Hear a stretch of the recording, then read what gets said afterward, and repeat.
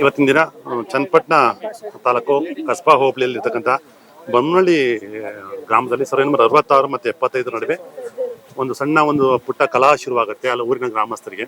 ಏನಂದ್ರಲ್ಲಿ ಜಮೀನು ಏನಿದೆ, ಜಮೀನು ಮುಂದಕ್ಕೆ ಹೋಗೋದಕ್ಕೆ ನಮಗೆ ಜಾಗ ಬಿಡ್ತಾ ಇಲ್ಲ ಅಂತ ಶಿವಣ್ಣ ಅಂತ ಯಾರಿದ್ದಾರೆ ಅವರು ಒಂದು ಅರ್ಜಿಯನ್ನು ಕೊಟ್ಟಿರ್ತಾರೆ. ಅದಾದ ನಂತರ ಅವರು ಅದು ಮಾನ್ಯ ಉಚ್ಚ ನ್ಯಾಯಾಲಯ ಕೂಡ ಅರ್ಜಿ ಹಾಕೊಂಡಿದ್ದಾರೆ. ಅದು ನಡೀತಾ ಇದೆ.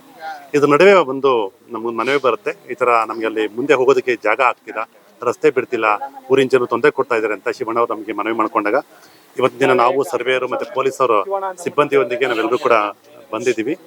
ಇಲ್ಲಿ ಬಂದ್ಬಿಟ್ಟು ಚೆಕ್ ಮಾಡ್ತಾ ಇದ್ದೀವಿ. ಇವಾಗ ಇದು ಮಾಡ್ಕೊಂಡು ಅದು ಸರ್ಕಾರಿ ಹಳ್ಳ ಬರುತ್ತಾ, ಓಣಿ ಬರುತ್ತಾ, ಇಲ್ಲ ಗೋಮಾಳ ಜಾಗನ ಇನ್ನೂ ಕೂಡ ನಮಗೆ ಸರಿಯಾಗಿ ಗೊತ್ತಿಲ್ಲ.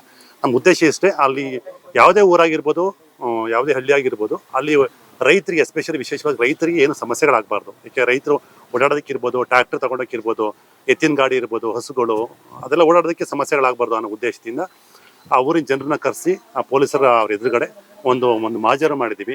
ಈ ಊರಿನ ಜನರು ಕೂಡ ಒಪ್ಕೊಂಡಿದ್ದಾರೆ. ಯಾಕೆಂದರೆ ಅವ್ರಿಗೂ ಗೊತ್ತಾಗಿದ್ದಾರೆ ಅಣ್ಣ ತಮ್ಮಂದಿರೇ, ಬೇರೆ ಯಾರು ಅಲ್ಲ, ಅಣ್ಣ ತಮ್ಮಂದಿರೇ. ಆದ್ದರಿಂದ ಅವ್ರು ಒಪ್ಕೊಂಡಿದ್ದಾರೆ, ನಮ್ಮ ಜಾಗವನ್ನು ಬಿಟ್ಕೊಡ್ತೀವಿ, ಅವ್ರು ವ್ಯವಸಾಯ ಮಾಡ್ಕೊಳ್ಳಿ ಸರ್. ಆದರೆ ವ್ಯವಸಾಯ ಬಿಟ್ಟು ಬೇರೆ ಯಾವುದೇ ರೀತಿಯ ವ್ಯವಸಾಯೇತರ ಚಟುವಟಿಕೆಗಳನ್ನ ಮಾಡಬಾರ್ದು ಅನ್ನೋ ಉದ್ದೇಶದಿಂದ ಅವ್ರು ಹೇಳಿದ್ದಾರೆ. ಅವರು ಶಿವಣ್ಣ ಅವರು ಒಪ್ಕೊಂಡಿದ್ದಾರೆ. ವ್ಯವಸಾಯಕ್ಕೆ ಮಾತ್ರ ನಾನು ರಸ್ತೆಯನ್ನು ಬಳಸ್ಕೊಡ್ತೀನಿ ಅಂತ ಒಪ್ಕೊಂಡಿದ್ದಾರೆ. ಹಂಗಾಗಿ ಇವತ್ತು ಸಮಸ್ಯೆ ಸಾಲ್ವ್ ಆಗಿದೆ. ಆ ಕೋರ್ಟಲ್ಲಿ ಇದೆ ಒಂದು ಅರ್ಜಿ, ಆ ಅರ್ಜಿನ ನಾವು ನಿಯಮಾನುಸಾರ ಪರಿಶೀಲನೆ ಮಾಡಿಬಿಟ್ಟು ಅದು ಕ್ರಮ ವಹಿಸ್ತೀವಿ. ನಾನು ಚನ್ನಪಟ್ಟಣ ತಾಲೂಕು ಕಸ್ಬಾ ಹೋಬಳಿ ಉಚ್ಚಂಗಿ. ನನಗೆ ಜನಕ್ಕೆ ಇಲ್ಲಿ ರೋಡಿಗೆ ತಿರುಗಾಡೋಕ್ಕೆ ತೊಂದರೆ ಆಗಿತ್ತು. ನಾನು ಅರ್ಜಿ ಕೊಟ್ಟಿದ್ದೆ ಹೈಕೋರ್ಟ್ ಇರೋದು ಅದನ್ನು ಪ್ರಾಬ್ಲಮ್ ಏನೋ ಸಾಲ್ವ್ ಮಾಡ್ತೀವಿ ಅಂದ್ಬಿಟ್ಟು ನೀವು ಕಿತ್ತಾಡ್ಬಿಡಿ ಅಂತ ತೀರ್ಮಾನ ಮಾಡೋದು. ಮತ್ತು ಪೊಲೀಸ್ನವರು ಬಂದು ಮತ್ತೆ ಏನು ಮಾಡಿದ್ರು, ಅದೇ ಇವ್ರು ಬಂದು ಹಿಂಗೆ ಅಡ್ಡಿ ಮಾಡಬೇಡಿ ಅವರಿಗೆ ತಿರುಗಾಡಲಿ ಅಂತ ಹೇಳಿದ್ದಾರೆ.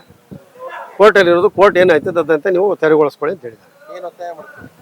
ಅದೇ ಕೋರ್ಟ್ ನಮ್ಗೆ ತೆರವುಗೊಳಿಸಿ ಅಂತಲೇ ಹೇಳೋದು ನಾನು. ಸರ್ಕಾರಿ ಹಳ್ಳ, ಸರ್ಕಾರಿ ಜಾಗ, ಸರ್ಕಾರಿ ಗೋಮಾಳ ತೆರವುಗೊಳಿಸ್ಬೇಕು. ಯಾವುದೇ ಕಾರಣಕ್ಕೂ ಸಾರ್ವಜನಿಕರಿಗೆ ಅನುಕೂಲ ಮಾಡಬೇಕು, ಅಷ್ಟು ಬಿಟ್ರೆ ಬೇರೆ ಏನಿಲ್ಲ. ಕೇಳಿ, ರಾತ್ರಿಯಿಂದ ನೀತಿ ಸಂಹಿತೆ ಯಾರು ಬರ್ದು ಹೋದ್ರು. ಈಗ ಎಲೆಕ್ಷನ್ ಟೈಮ್ನಲ್ಲಿ ಇವರು, ನಾನು ಯಾವಾಗ ಅರ್ಜಿ ಕೊಟ್ಟೆ ನೀತಿ ಸಂಹಿತೆ ಟೈಮ್ನಲ್ಲಿ ಇವರು ರಾತ್ರಿಯಿಂದ ಹಳ್ಳ ಮಾಡಿದ್ರು. ಅವಾಗ ನಾನೇನು ಮಾಡಿದೆ, ಇದು ಮಾಡಿದ್ರು, ಸ್ಕೆಚ್ ಮಾಡಿದ್ರು, ಒತ್ತುವರಿ ಯಾರು ಅಂತ. ಇದು ಪುಟ್ಟರಾಜು ಅವರು ಸರ್ಕಾರಿ ಹಳ್ಳ, ಸರ್ಕಾರಿ ಓಣಿ ಅಂತ. ಇದು ಈ ಮಧ್ಯೆ ಇರೋ ಜಾಗದಲ್ಲಿ ಹಳ್ಳ ಇರಲಿಲ್ಲ. ಆಗ ಇವ್ರು ರಾತ್ರಿಯಿಂದ ಅಂತ ಮಾಡಿದ್ಮೇಲೆ ಸರ್ ಅವ್ರು ಏನು ಮಾಡಿದ್ರು, ಒಂಚೂರು ಹಳ್ಳ ಅಂತ ತೋರಿಸ್ಬೇಕಪ್ಪ. ಹಿಂದೆ ಹಳ್ಳ ಇರಲಿಲ್ಲ. ಇದು